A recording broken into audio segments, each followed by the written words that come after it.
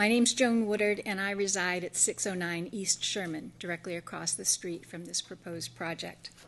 I filed this appeal because I believe that there were errors by the city staff that enabled the application to proceed and shortcomings in the design review deliberations.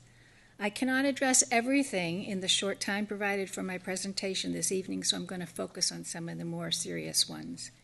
I'd like to make it clear that I am not opposed to a hotel on this site, as I do believe a hotel could represent the highest and best use of this property.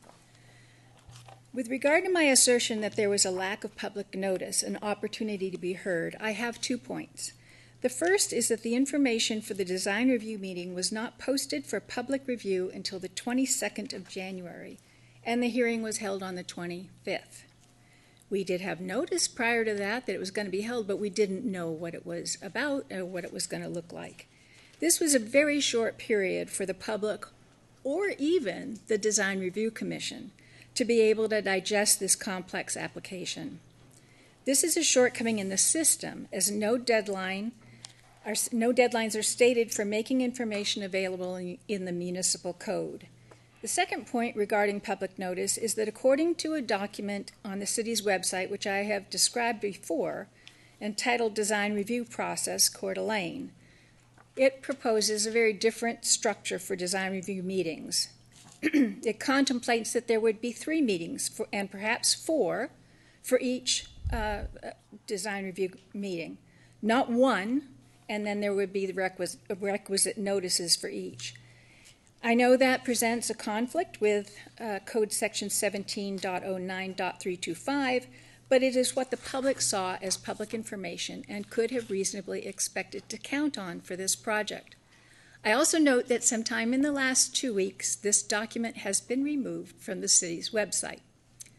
In addition, I believe there are serious shortcomings in the language of Article 6, entitled Design Review Procedures, specifically the use of the defined term initial meeting. It is used to alternately describe a meeting with planning staff, and then it's also used to describe a meeting with design review. It can't be both. It creates confusion and a procedure that simply doesn't work, and that's what we see here. So while the city attorney says that the requirements have been met, I don't believe the spirit and intent for citizen awareness and participation in a very major project have been met, and that alone should be enough to send this project back to design review. The next failure is the lack of a traffic study prior to scheduling design review and allowing the plan to proceed with Sherman Avenue and alley access. City staff says the access for the property and traffic problems are not part of the criteria for design review. I disagree. I contend that by making a traffic study a condition of the approval of the Design Review Commission, which they did, it becomes part of the purview of design review. Also, Municipal Code 17.09.325 in the opening statement of purpose regarding submittals for design review states, before substantive design decisions are fixed and difficult or expensive to alter, the applicant must be willing to consider options for the project's basic form, orientation, massing, relationship to existing sites and structures, surrounding streets and sidewalks, and appearance from a distance. This statement of purpose was ignored by design review. Per the city engineer, while a traffic study is indeed a condition of the design review approval, it is not required prior to issuance of a building permit and commencement of construction. This defies logic and reason. By definition, a traffic study includes an analysis of the design elements of a proposed project.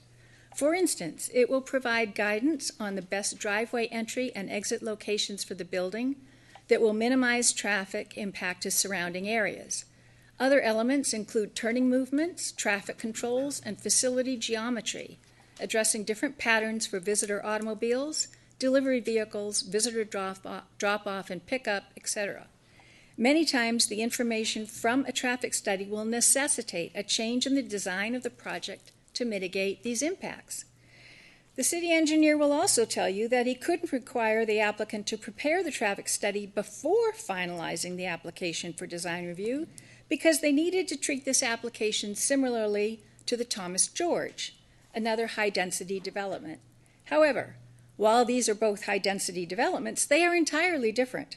A high-rise residential building with about 60 units, a coffee shop, and parking has completely different traffic, parking utilization, circulation, and pedestrian impacts than a hotel of 130 rooms with over 230 restaurant or bar seats and hotel staff of 30 to 50 people. Local governments typically require a traffic impact study when a new development is expected to generate 100 or more new trips in the peak hour once it is fully constructed and open. Based on the Traffic Engineering Handbook, a hotel of this size will generate over 1,000 new trips per day. Municipal Code 10.02.010 states, "The city finds that parking, movement, and control of traffic on the public rights-of-way should be regulated to promote traffic safety, to enhance the smooth flow of traffic, and to fairly allocate parking spaces among the public." It goes on to say that regulation is required to meet the objectives of this title and to protect the health, safety, and welfare of drivers and pedestrians using public rights-of-way. It seems to me that taking such a hands-off approach to the impacts of traffic is in direct violation of city code by the city engineer. The use of Sherman Avenue is not appropriate for many reasons, and I believe a proper traffic, circulation, and pedestrian study would have supported this contention and consequently require a significant revision to the design of the hotel. In addition to the points on this slide, I'd add that I've been told by people who should know that it was a decision point many years ago that there would be no additional curb cuts on Sherman downtown other than those grandfathered for Idaho Trust and First Interstate Bank. During peak periods, traffic will be backing up on Sherman when there is no parking available in the hotel, a situation that occurs regularly at the resort, but at least they have their own private driveway for stacking of vehicles. Utilizing the alley as a secondary entrance and exit is also fraught with problems, as this is a highly utilized alley for city services, delivery vehicles for the commercial businesses, and residences at Parkside. Vehicles trying to enter or exit the hotel through the alley will be unable to many times during a normal day. The alley is also too narrow for most vehicles to execute a left or right-hand turn out of the proposed hotel. My deck overlooks this property. I watch traffic and movement all day long. I know what goes on here, and this is going to be a problem. Staff will tell you that they couldn't suggest moving the hotel entrance and exit to 6th Street because the design guidelines for downtown say that 6th Street is a pedestrian street. But approvals have been granted for many exits and entrances on pedestrian streets. For example, Parkside entrances are both on pedestrian streets. The next major shortcoming of this project is the lack of any attempt to try and comply with the city's comprehensive plan. As you know, our comprehensive plan was updated in 2022, and by Idaho Code, City Code, and the development regulations for the downtown core, an evaluation of how well the proposed project addresses the goals and objectives of the comprehensive plan is a requirement. I've put on the screen a few of those goals and objectives and highlighted those that specifically relate to the shortcomings in this application. The first of the goals of the comprehensive plan was to make sure that citizens are well informed, responsive, and involved in community discussions. Back to my earlier point about the document on the website, which described a different process for design review that would have enabled more input to design review decision, that would have satisfied this point. With the adoption of the comprehensive plan, action items were also established. These items were all supposed to be addressed in the first 5 years of the comprehensive plan. Please notice how important view corridors, preservation of character, shadows, light pollution, but most importantly, views are to this city. Municipal Code 17.01.015 states that purposes of zoning ordinance is that the comprehensive plan and the zoning ordinance together make up part of the land use control system for the city of Coeur d'Alene. Zoning conforms and implements today's needs with the goals and objectives of the future as expressed in the comprehensive plan. It's clear to me that our municipal code requires that an applicant give clear and specific attention to the goals and objectives of the comprehensive plan when deciding on the attributes of their project and presenting it for approval. The only nod this applicant gave to this was that their rooftop bar and lounge would be taking advantage of views. Lovely. What about all the views the project will obliterate for taxpayers in the city? The next slide provides some details on information not provided by the applicant that relate to the comprehensive plan. There were no details on views, other than their own, shade and shadows, project massing in context with surrounding properties, impact of lighting and noise from the rooftop bar, historical context for setbacks. Excuse me, Joan. Yes. Mr. Mayor, can you have them turn on the lights? Lights? Our lights? Yeah, because I'm trying to take notes and I can't see. Thank you. But now we can. Okay. This is a photo from the Maybe, middle. halfway Well, up. no, it's Jeff. the overhead lights. These lights are off, and normally they have these lights on, and I can't see when I'm writing because we're in the dark, which says a lot. And on another, how are we? Taken the ability for me to turn those on and off away from me, so I have no control of them. It's either this or what we have. We can't turn the lights on. This is government. And as far as the timer,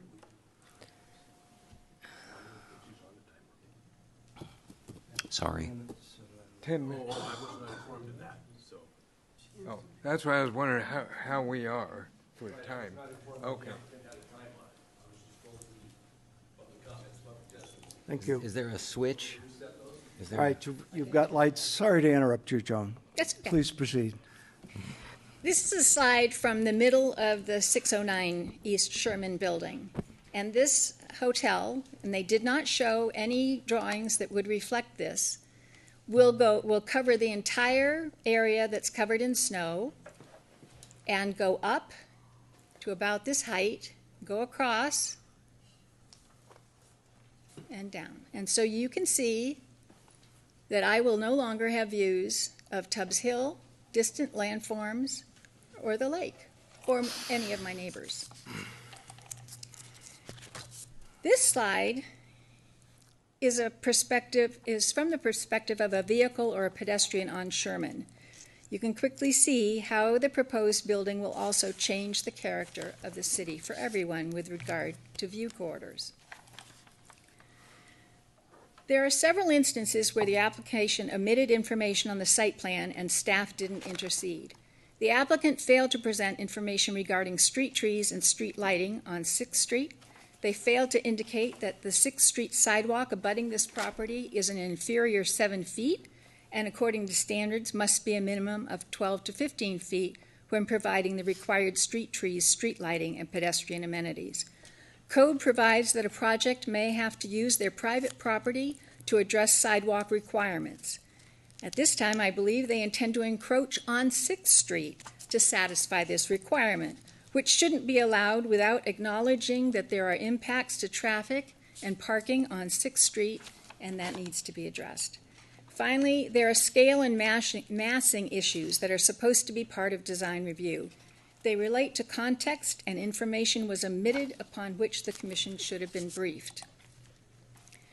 This photograph provides a contextual evidence for the neighboring property on Sherman, the historic Masonic building. As you can see, this building, except for their stairway entrance, which is a minor part of their frontage, is set back from the curb by 20 feet. The Idaho Trust building, further up on Sherman at 7th Street intersection, is set back more than 20 feet.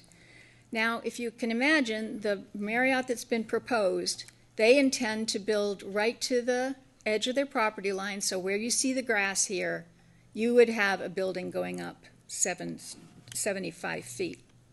That will close in an otherwise open part of Sherman, or where Sherman starts to open up as it goes eastward.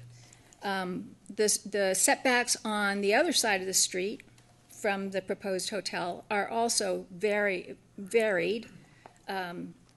So the applicant was required to present drawings that put their project footprint in context with the building footprints of parcels within 300 feet.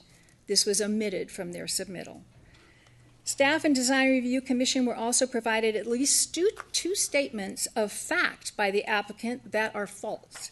One is that they don't need to consider parking for the restaurant, bar, lounge uses as they are under 3,000 square feet, which is the hurdle size in the guidelines.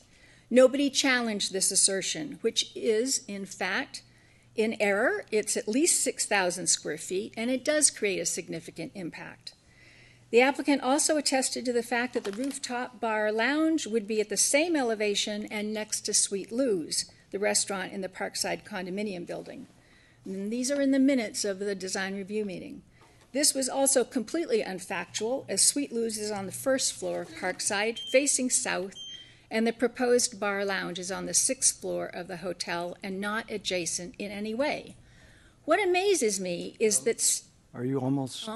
Okay. Is that staff and design review don't know the existing conditions of the surrounding land uses well enough to have realized this was simply not a truthful statement by the applicant, and yet we are relying on them to preserve and protect this city from making planning and design mistakes. In summary, it appears to me that city staff and the applicant were attempting to submit an expedient proposal suggesting no variations of significance to the design guidelines and expecting little public input or time to address public concerns. We are at the point in this city's evolution where we should be striving for the best possible solutions for each new project, not an expedient one that misses big issues, like making a permanent mistake on Sherman Avenue. This application, first and foremost, needs a thorough traffic study before being brought back to design review, compliance with the comprehensive plan, and more rigorous attention to existing site constraints and details. I have been prejudiced by the errors made by staff and design review in the approval of this project.